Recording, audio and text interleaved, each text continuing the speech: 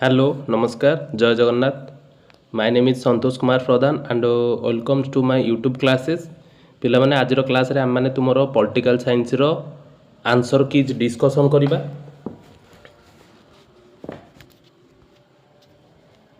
First question କ'ଣ ଅଛି? ନିମ୍ନୋକ୍ତ ମଧ୍ୟରୁ କେଉଁଟି ଜଳବାୟୁ ପରିବର୍ତ୍ତନର କାରଣ ନୁହେଁ? ସଠିକ୍ ଉତ୍ତର ହେଉଛି ବନ୍ଧ ନିର୍ମାଣ।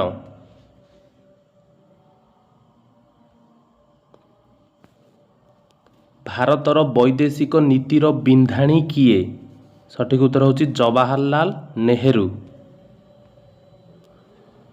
1972 ମସିହା ସଲ୍ଟ ୱାନ୍ ରାଜିନାମା କାହା ମଧ୍ୟରେ ସ୍ୱାକ୍ଷରିତ ହୋଇଥିଲା?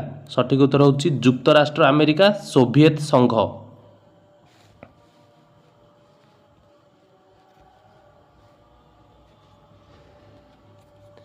ମେଧା ପାଟେକର କେଉଁ ଆନ୍ଦୋଳନ ସହିତ ସମ୍ପୃକ୍ତ? ସଠିକ୍ ଉତ୍ତର ହେଉଛି ନର୍ମଦା ବଞ୍ଚାଅ ଆନ୍ଦୋଳନ। ନିମ୍ନୋକ୍ତ ମଧ୍ୟରୁ କେଉଁଟି ସଂଘୀୟ ରାଷ୍ଟ୍ରର ଲକ୍ଷଣ ନୁହେଁ? ସଠିକ୍ ଉତ୍ତର ହେଉଛି କ୍ଷମତାର କେନ୍ଦ୍ରୀକରଣ।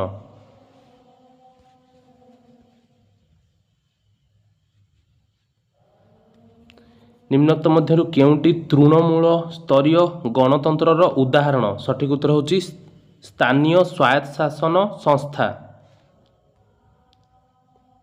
କେଉଁ ମସିହାରେ ଧରିତ୍ରୀ ସମ୍ମିଳନୀ ଅନୁଷ୍ଠିତ ହୋଇଥିଲା? ସଠିକ୍ ଉତ୍ତର ହେଉଛି 1992।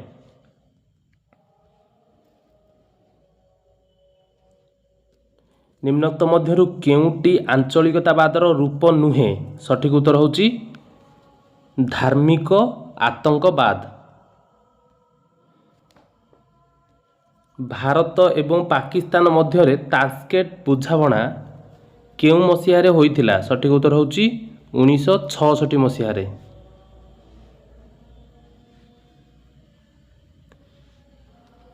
ନିମ୍ନୋକ୍ତ ମଧ୍ୟରୁ କିଏ ପଦାଧିକାର ବଳରେ ନୀତି ଆୟୋଗର ଅଧ୍ୟକ୍ଷ କରନ୍ତି? ସଠିକ୍ ଉତ୍ତର ହେଉଛି ପ୍ରଧାନମନ୍ତ୍ରୀ। ଭାରତର କେଉଁ ରାଜ୍ୟରେ ଖାଲିସ୍ତାନ ଆତଙ୍କବାଦୀ ଦେଖାଯାଆନ୍ତି? ସଠିକ୍ ଉତ୍ତର ହେଉଛି ପଞ୍ଜାବ।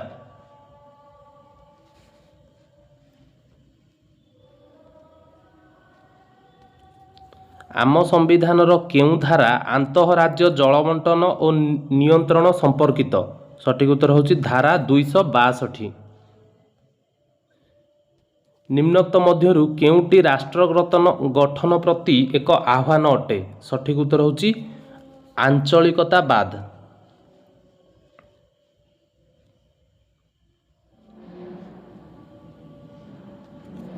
ପ୍ରଥମେ କେଉଁ ରାଜ୍ୟରେ ତ୍ରିସ୍ତରୀୟ ପଞ୍ଚାୟତି ରାଜ ବ୍ୟବସ୍ଥା କାର୍ଯ୍ୟକାରୀ ହୋଇଥିଲା? ସଠିକ୍ ଉତ୍ତର ହେଉଛି ରାଜସ୍ଥାନ। ଭାରତ ସମ୍ବିଧାନର ସପ୍ତମ ପରିଚ୍ଛେଦରେ କେତେ ଗୋଟି ତାଲିକା ଅଛି? ସଠିକ୍ ଉତ୍ତର ହେଉଛି 3ଟି। ପଞ୍ଚଶୀଳ ରାଜିନାମା କେବେ ସ୍ୱାକ୍ଷରିତ ହୋଇଥିଲା? ସଠିକ୍ ଉତ୍ତର ହେଉଛି 1954।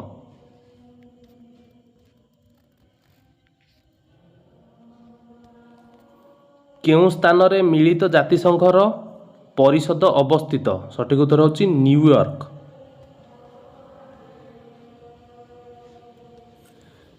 ଜଳବାୟୁ ପରିବର୍ତ୍ତନ ଉଦ୍ଦେଶ୍ୟରେ ପ୍ୟାରିସ୍ ରାଜିନାମା କେଉଁ ମସିହାରେ ହୋଇଥିଲା? ସଠିକ୍ ଉତ୍ତର ହେଉଛି 2015।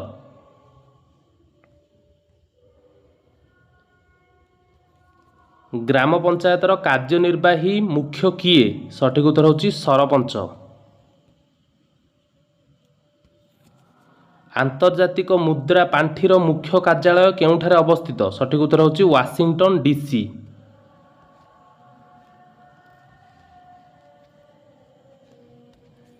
ନିମ୍ନୋକ୍ତ ମଧ୍ୟରୁ କିଏ ପ୍ରଥମେ ନାରୀବାଦ ଶବ୍ଦଟି ବ୍ୟବହାର କରିଥିଲେ? ସଠିକ୍ ଉତ୍ତର ହେଉଛି ଚାର୍ଲସ ଫୁରିୟର।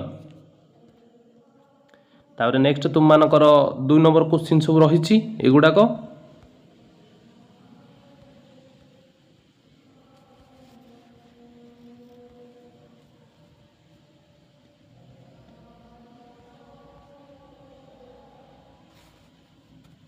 ତାପରେ ଲଙ୍ଗ କ୍ୱେଶ୍ଚିନ୍ର ଆମେ ସିଲେକ୍ସନ୍ ଦେଇଥିବା କ୍ୱେଶ୍ଚିନ୍ 3ଟି ତୁମମାନଙ୍କର ପଡ଼ିଛି। କ'ଣ କ'ଣ ନା ଭାରତର ବୈଦେଶିକ ନୀତିର ମୌଳିକ ବୈଶିଷ୍ଟ୍ୟ ଗୁଡ଼ିକ ବୁଝାଅ।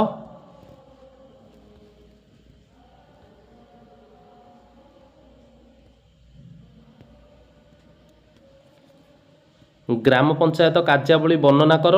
ଆଞ୍ଚଳିକତାବାଦ ସମ୍ପର୍କରେ ଏକ କ୍ଷୁଦ୍ର ଟିପ୍ପଣୀ ବୁଝାଅ। ଆମେ ଯେଉଁ ଯେତିକି ସିଲେକ୍ସନ୍ କୋଶ୍ଚିନ୍ ଦେଇଥିଲେ ସେଇ ଭିତରୁ ତୁମର ଏଇ ତିନୋଟି ପରୀକ୍ଷାରେ ପଡ଼ିଛି ସିଲେକ୍ସନ୍ କୋଶ୍ଚିନ୍। ତ ତୁମମାନଙ୍କର କାହାର କେତେ ମାର୍କ ରହୁଛି ସର୍ଟ କୋଶ୍ଚିନ୍ରେ, ତୁମମାନେ କେତେଟା ଠିକ୍ କରିଛ କମେଣ୍ଟ ମାଧ୍ୟମରେ ଜଣାଅ। ଭିଡ଼ିଓଟି ଦେଖିଥିବାରୁ ବହୁତ ବହୁତ ଧନ୍ୟବାଦ।